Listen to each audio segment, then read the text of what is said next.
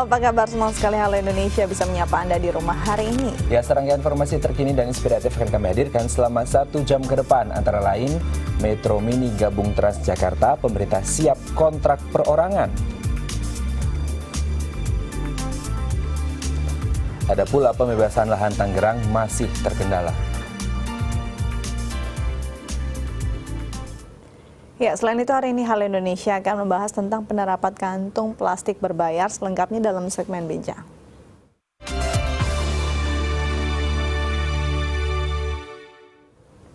Setelah terganjal masalah kepengurusan PT Metro Mini, saat ini pemerintah sedang menyiapkan skema kontrak perorangan dengan pengusaha Metro Mini. Ya, targetnya rancangan kerja sama Metro Mini dengan Transjakarta akan selesai pada Mei mendatang. Setelah terganjal dengan masalah dualisme kepengurusan PT Metro Mini, kini pemerintah DKI Jakarta sedang menjajaki kontrak kerjasama dengan pemilik perorangan bus Metro Mini untuk dapat bergabung dengan Transjakarta. Namun kebijakan ini masih menunggu pembentukan badan hukum baru di bawah PT Transjakarta yang mengatur pengusaha Metro Mini yang tidak memiliki badan usaha bisa bergabung dengan PT Transjakarta.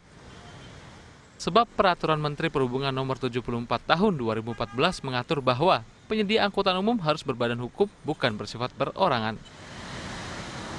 Tapi sekarang Metro Mini kita putusin pengadilan lama. Yang manajemen pegang Metro Mini siapa? PT. Nah, kalau dalam undang-undang itu juga nggak boleh perorangan punya angkutan kan? Nah, dia mesti gabung di koperasi. Nah, gabung di koperasi itu yang kita lagi cari formulanya seperti apa. Apa bikin satu PT, bikin PT berantem lagi nanti. Nah, pas di bawah satu unit di bawah Transjakarta, nah ini kita lagi cari formatnya. Dalam rancangan kerjasama yang disusun oleh pemerintah Provinsi DKI Jakarta, para pemilik Metro Mini akan ditampung dalam satu badan usaha di bawah PT Transjakarta, sehingga pengusaha Metro Mini dapat menukarkan bus Metro Mini lama dengan bus baru yang telah disiapkan oleh PT Transjakarta. Budi Kaliwono selaku Direktur Utama PT Transjakarta mengaku, saat ini Transjakarta telah menyiapkan 500 armada bus baru dengan panjang 9 meter. Ukuran ini 2 kali lebih panjang dibandingkan dengan bus Metro Mini yang ada sekarang, yang memiliki panjang 4 meter. Ya kan memang dari guidance dari Pemkot, dari Pak Gubernur, kita mesti cari bus-bus yang sesuai. Ya. Jadi memang dalam beberapa hari lalu ke depan, akan nanti kita keluarin bus yang besar tapi panjang tuh 9 meter kira-kira ya. Dan mudah-mudahan ini bisa menjawab lah kebutuhan daripada semuanya. Sampai saat ini telah ada 40 pengusaha Metro Mini yang mendaftar ke PT Transjakarta. Targetnya skema kerjasama Metro Mini dengan Transjakarta akan rampung pada bulan Mei mendatang. Yeremia Tera, Yoga Pratama, Dai TV. Pemerintah DKI Jakarta berencana melakukan pengaturan ulang trayek angkutan umum di Jakarta meliputi bus besar, bus sedang, dan bus kecil. Ya, hal ini dimaksudkan untuk menjamin keterjangkauan warga pada angkutan umum. Targetnya pengaturan trayek ini akan selesai pada Juni mendatang. Gedung hunian di Jakarta kini kian merebak. Tidak hanya apartemen yang jumlahnya mencapai 27.000 unit, namun juga pembangunan 9 blok rumah susun sederhana milik pemerintah yang tersebar di seluruh kota madya di Jakarta.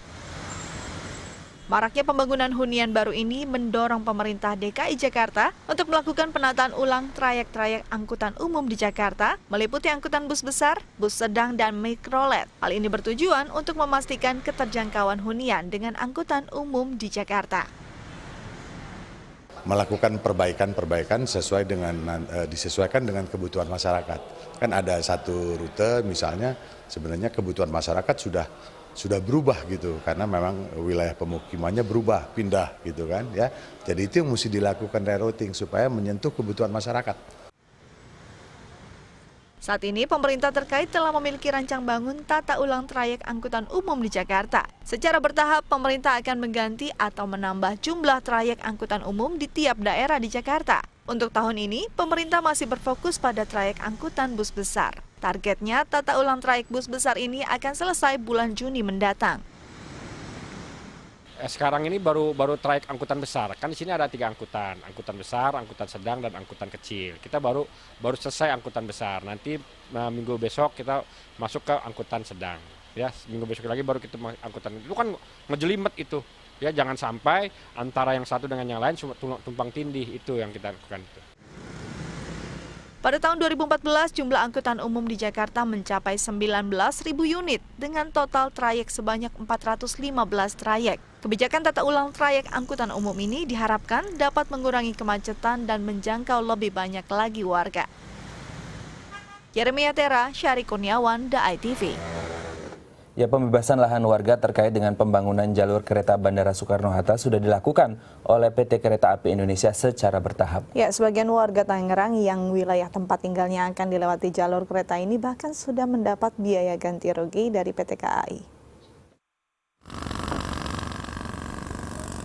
Penyelesaian jalur kereta di stasiun Bandara Soekarno-Hatta masih menunggu pembebasan lahan warga Tangerang yang berbatasan langsung dengan area pembangunan. Jalur baru kereta Bandara Soekarno-Hatta yang melintas dari stasiun Batu Ceper sepanjang 12,1 km ini melewati 5 kecamatan dan 7 kelurahan di kota Tangerang. Salah satunya Kelurahan Beledung di Kecamatan Benda, Tangerang. Sedikitnya terdapat 77 bidang lahan warga yang akan menjadi jalur kereta baru bandara. Ke-77 bidang lahan tersebut tersebar di 1 RW dan 4 RT. Hingga saat ini terdapat 20 lahan yang terdiri dari persawahan, rumah tinggal, dan lahan kosong di Kelurahan Beledung yang sudah mendapat ganti rugi dari PT Kereta Api Indonesia yang difasilitasi oleh Badan Pertanahan Negara Kota Tangerang. Setelah kita survei ke lapangan, itu kita langsung sosialisasikan mengenai adanya proyek pemerintah pusat yang berada di Kelurahan Beledung, yaitu pembangunan rel kereta api. Kalau untuk pembebasan itu yang sudah dibayar itu lebih kurang 20 bidang. Di antaranya itu bangunan rumah tinggal itu 16. Lalu satu di antaranya adalah rumah ibadah atau musola. Termasuk di dalamnya itu lahan kosong. Salah satu warga di Kelurahan Beledung yang sudah mendapat ganti rugi adalah Abdul Khohir.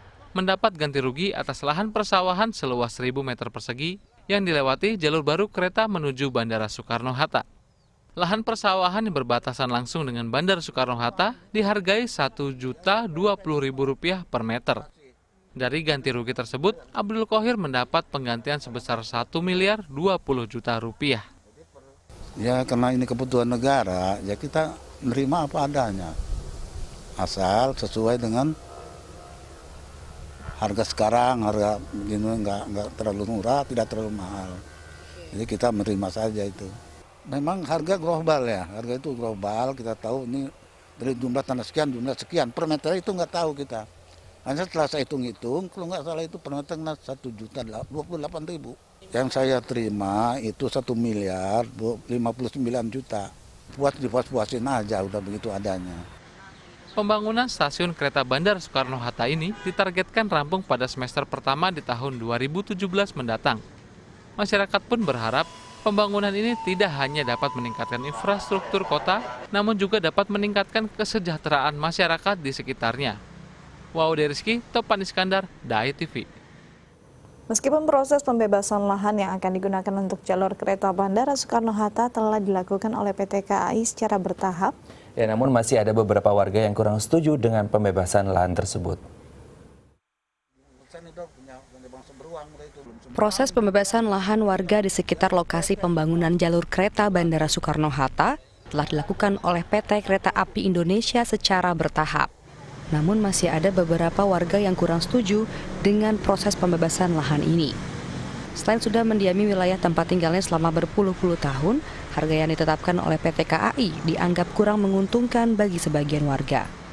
Salah satunya Teksong, warga Kelurahan Belendung yang sudah tinggal selama kurang lebih 60 tahun di Kelurahan Belendung, Kecamatan Benda, Kota Tangerang. Bangunan tempat tinggal, toko, serta kontrakannya seluas 1.300 meter persegi menjadi bagian dari rencana pembangunan jalur kereta menuju Bandara Soekarno-Hatta. Menurutnya, PT KAI harus meninjau ulang mengenai biaya ganti rugi lahan agar tidak merugikan warga sekitar. Ya kalau pandangan saya ke depan sih sebetulnya artinya pemerintah juga menghidupkan masyarakat. Artinya bukan merugikan masyarakat kan gitu. Nah di samping itu juga kan tadi saya udah mengatakan lahan kami kena jalur kereta ini saya sangat mendukung. Tapi yang saya belum terima itu haknya. untuk mengganti ruginya itu belum sesuai dengan hak kami gitu. Tentang ganti ruginya itu sekarang belum jelas tentang masalah perincian. Ya, kami dapat satu lembar surat. Cuma di situ bunyinya tanah dan bangunan nilainya sekian. Jadi tidak ada perincian. Selain Teksong, warga yang tinggal di sekitar stasiun Batu Ceper, Tangerang pun masih keberatan untuk melepas lahan mereka yang akan digunakan sebagai titik utama jalur baru kereta menuju Bandara Soekarno-Hatta. Ketua RT 01 Kelurahan Poris Pelawat, Tangerang, Muhammad Nur mengatakan sedikitnya 117 bidang lahan warga akan menjadi lokasi jalur baru kereta bandara. Namun warga di Kelurahan Poris Pelawat masih menunggu penetapan biaya ganti rugi yang disesuaikan dengan harga tanah dan bangunan. Dari pemerintah itu penawaran dari segi bangunan mulai dari kriteria permanen atau semi permanen itu bervariatif. Artinya ada yang 3,5 juta per meter, ada yang 5,5 juta per meter. Karena itu mereka belum bisa menerima karena untuk pindahnya itu masih belum bisa pindah dengan harga seperti itu. Mereka minta agar harga itu bukan ganti rugi tapi ganti untung. Sesuai dengan rencana pembangunan, jalur kereta yang menuju Bandara Soekarno-Hatta akan terbentang sepanjang 36,3 km. 24,2 km merupakan jalur existing yang akan melewati stasiun Manggarai, Sudirman, Duri, hingga Batu Ceper. Sedangkan dari stasiun Batu Ceper akan dibangun jalur baru sepanjang 12,1 km yang akan langsung menuju stasiun Bandara Soekarno-Hatta. Wode Rizky, Topan Iskandar, The ITV. Ya, kita beralih ke informasi lainnya, pemirsa. Mulai tanggal 21 Februari 2016 kemarin, pelanggan yang berbelanja di supermarket dan swalayan tidak lagi mendapatkan kantong plastik secara gratis. Iya, pasalnya kebijakan kantong plastik berbayar mulai dilaksanakan di hari Minggu kemarin bertepatan dengan Hari Peduli Sampah Nasional. Kebijakan kantong plastik berbayar yang dikeluarkan oleh Kementerian Lingkungan Hidup dan Kehutanan Republik Indonesia mulai diberlakukan pada tanggal 21 Februari 2016. Upaya ini dilakukan untuk membatasi tingginya penggunaan kantong plastik di Indonesia yang mencapai 100 miliar per tahun. Waralaba Lotte Mart adalah salah satu perusahaan retail yang melaksanakan kebijakan kantong plastik berbayar per hari Minggu 21 Februari 2016 kemarin. Kebijakan ini telah diputuskan sebagai langkah untuk mendukung Kementerian Lingkungan Hidup. Jadi kami sebagai salah satu retail di Indonesia juga sangat apresiasi dan mendukung apa yang disampaikan oleh melalui kebijakan tersebut. Sampai sejauh ini karena informasi yang kami dapatkan juga belum clear, sehingga kami belum melakukan bentuk sosialisasi tentang kantong plastik berbayar. Karena ada nilai rupiah yang harus ditetapkan untuk harga dari satuan kantong plastik berbayar tersebut. Sesuai dengan surat edaran Menteri Lingkungan Hidup dan Kehutanan tahun lalu, kantong plastik akan dikenakan biaya sebesar Rp200 hingga Rp500 per lembarnya. Kebijakan kantong berbayar ini menuai beragam opini di kalangan masyarakat. Ada pelanggan yang mendukung secara positif, namun ada pula yang keberatan jika harus merogoh kocek untuk mendapatkan kantong plastik. Keberatan sih soalnya lumayan besar.